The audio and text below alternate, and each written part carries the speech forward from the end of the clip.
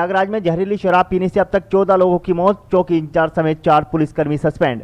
अखिलेश यादव का तंज, यूपी से बेखबर सीएम योगी असम बंगाल की कानून व्यवस्था सुधारने में व्यस्त। सीएम ममता का केंद्र पर आरोप, जरूरत के हिसाब से बंगाल को नहीं दी गई कोरोना वैक्सीन, बीजेपी सांसद ने किया पलटवार। कोरोना की रफ्तार ने बढ़ाई चिंता, पिछले 15 दिनों में देश के कई जिलों में 130% से ज्यादा केस बढ़े। पश्चिम बंगाल चुनाव में असदुद्दीन ओवैसी नहीं उतरेंगे चुनाव के मैदान में। उत्तर प्रदेश के प्रयागराज में जहरीली शराब पीने से हुई मौत का आंकड़ा बढ़कर 14 हो गया है। वहीं प्रशासन इस मामले पर लीपापोती कर रहा है। प्रशासन की माने तो शराब की वजह से 7 लोगों की मौत हुई है। प्रयागराज में जहरीली शराब पीने से अब तक 14 लोगों की मौत हो चुकी है। अब तक 3 दिनों में 14 लोग काल के गाल में समा चुके हैं। वहीं सरकारी अमला सक्रिय हुआ है। मौत के आंकड़ों को लेकर प्रशासन अब तक तथ्य नहीं बता रहा। वहीं अब इस घटनाक्रम में 7 लोगों की मौत की बात कबूली गई है, लेकिन अभी भी बाकी 7 लोगों की मौत को लेकर अफसर लीपापोती कर रहे हैं। पोस्टमार्टम के बाद 7 लोगों की शराब पीने से मौत होने की पुष्टि हो गई है। इस मामले में बाकी 7 लोगों का बिना पोस्टमार्टम कराए ही अंतिम संस्कार करा दिया गया। प्रयागराज के जिलाधिकारी भानुचंद गोस्वामी ने 7 लोगों की शराब से मौत की बात कबूली है। बीते 3 दिनों प्रशासन झूठ बोलकर लोगों को गुमराह कर रहा था। वहीं शर्मिंदगी से बचने के लिए पुलिस विभाग ने भी कार्रवाई की है। शराब कांड में चौकी इंचार्ज समेत 4 लोग सस्पेंड किए गए हैं। एसएसपी सर्वश्रेष्ठ त्रिपाठी ने इसकी पुष्टि भी की है। आपको बता दें कि जहरीली शराब के कहर से 14 लोगों की मौत के बाद प्रयागराज में हड़कंप मचा है। इस मामले में अब तक 8 लोगों की गिरफ्तारी की गई है। समाजवादी पार्टी के अध्यक्ष अखिलेश यादव ने उत्तर प्रदेश के मुख्यमंत्री योगी आदित्यनाथ पर तंज कसते हुए कहा कि प्रदेश और इसकी राजधानी लखनऊ में अपराधी बेलगाम हैं, मगर मुख्यमंत्री इससे बेखबर होकर पश्चिम बंगाल और असम की कानून व्यवस्था सुधारने में व्यस्त हैं। यादव ने पश्चिम बंगाल और असम में जल्द होने वाले विधानसभा चुनाव के लिए बीजेपी के प्रचार में इन दिनों व्यस्त मुख्यमंत्री आदित्यनाथ पर हमला करते हुए कहा कि बीजेपी राज में अपराधी बेखौफ होकर पुलिस पर ही हमलावर हो रहे हैं। पुलिस का मनोबल गिरा हुआ है। अपराधी सत्ता संरक्षित होने के कारण निडर हैं कि उन पर हाथ डालने वाला पुलिसकर्मी ही निलंबित होगा। अखिलेश ने कहा कि महिला अपराधों को रोकने के खोखले दावे करने वाली बीजेपी सरकार और उसके मुख्यमंत्री योगी पूरी तरह नाकाम हो चुके हैं। यही वजह है कि योगी अपने राज्य के हालात से बेखबर होकर पश्चिम बंगाल और असम की कानून व्यवस्था सुधारने में व्यस्त हैं। अखिलेश यादव ने कहा कि महिलाओं और बच्चों के साथ अपराध में राजधानी लखनऊ अव्वल नंबर पर आ गई है। कोई ऐसा दिन नहीं जाता जब लूट, अपहरण, हत्या और दुष्कर्म की घटनाएं नहीं होती। पूर्व मुख्यमंत्री ने आरोप लगाया कि बीजेपी जनता का बुनियादी मुद्दों से ध्यान भटकाने के लिए जादुई जुमले उछालने लगती है। वह झूठे आंकड़ों से जनता को भ्रमित करने की चाहे जितनी तिगड़म कर ले, मगर अब वह सफल नहीं होने वाली। सभी को बीजेपी के दावों के छुपे सच का पता चल चुका है और वह झूठों को 2022 के चुनाव में ही सबक सिखाएगी। पश्चिम बंगाल विधानसभा चुनाव के लिए बीजेपी और तृणमूल कांग्रेस के बीच लगातार आरोप प्रत्यारोप का सिलसिला बढ़ता ही जा रहा है। पश्चिम बंगाल की मुख्यमंत्री ममता बनर्जी ने केंद्र सरकार पर कोरोना के लिए वैक्सीन न देने का आरोप लगाने के साथ ही पश्चिम बंगाल के लोगों को मुफ्त कोरोना वैक्सीन देने का ऐलान किया, तो बीजेपी ने उस पर पलटवार करते हुए पूछा कि जब राज्य में उन्हीं की सरकार है तो आखिर यह मुफ्त वैक्सीन पहले क्यों नहीं दी गयी। ममता बनर्जी ने बुधवार को एक जनसभा को संबोधित करते हुए ऐलान किया कि चुनाव के बाद पश्चिम बंगाल की जनता को मुफ्त कोरोना वैक्सीन दी जाएगी। इस पर बीजेपी की तरफ से राज्यसभा सांसद और बिहार के पूर्व मुख्यमंत्री सुशील मोदी ने पलटवार करते हुए कहा कि ममता बनर्जी चुनाव के बाद भी वैक्सीन देने की बात कर रही है, जबकि आज की तारीख में बंगाल में उनकी ही सरकार है। ऐसे में उनको फ्री वैक्सीन देने से किसने रोका है। इस बीच भले ही पश्चिम बंगाल चुनाव के लिए बीजेपी ने घोषणा पत्र जारी न किया हो, लेकिन बीजेपी के राज्यसभा सांसद और बिहार के पूर्व मुख्यमंत्री सुशील मोदी ने बिहार की तर्ज पर ही बंगाल के लोगों के लिए बीजेपी सरकार बनने के बाद फ्री वैक्सीन देने का ऐलान कर दिया है। सुशील मोदी ने इसके साथ ही सीएम ममता के उन आरोपों का भी जवाब दिया जिसमें ममता ने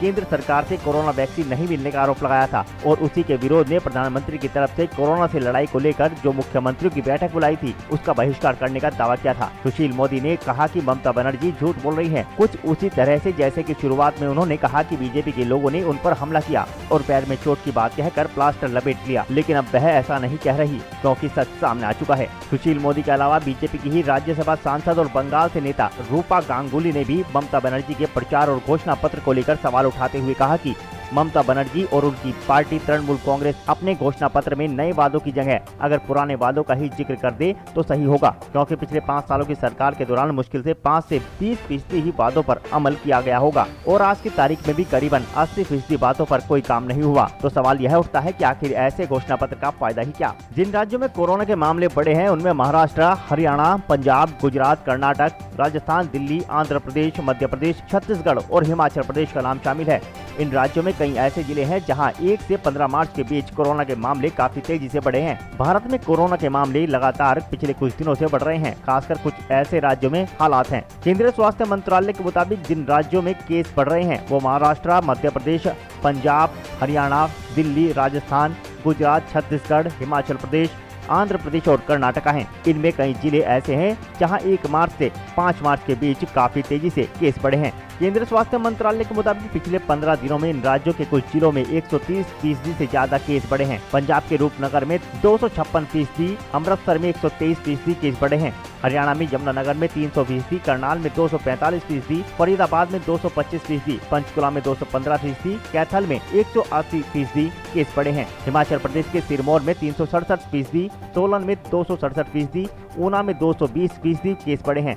राजस्थान के भीलवाड़ा में 275%, राजसमंद में 200%, अजमेर में 200% केस बढ़े हैं। गुजरात के मेहसाणा में 225%, सूरत में 167%, भावनगर में 143% केस बढ़े हैं। महाराष्ट्र के नांदेड़ में 385%, नंदुरबार में 224%, बीड में 219%, धुले में 169%, नासिक में 157%, जलगांव में 147%, भंडारा में 140% केस बढ़े हैं। छत्तीसगढ़ के सूरजपुर में 425%, सरगुजा में 138% केस बढ़े हैं। आंध्र प्रदेश के कृष्णा में 171.4%, ईस्ट गोदावरी में 150% केस बढ़े हैं। कर्नाटक के बीदर में 200%, कलबुर्गी में 136% केस बढ़े हैं। मध्य प्रदेश के रतलाम में 500%, ग्वालियर में 360%, खरगोन में 250%, उज्जैन में 214%, बुरहानपुर में 183.3% केस, जबलपुर में 179% केस बढ़े हैं। केंद्र ने इन राज्यों को 3T पॉलिसी यानी टेस्ट, ट्रेस और टेस्टिंग को सख्ती से अपनाने की सलाह दी है। साथ ही टेस्टिंग को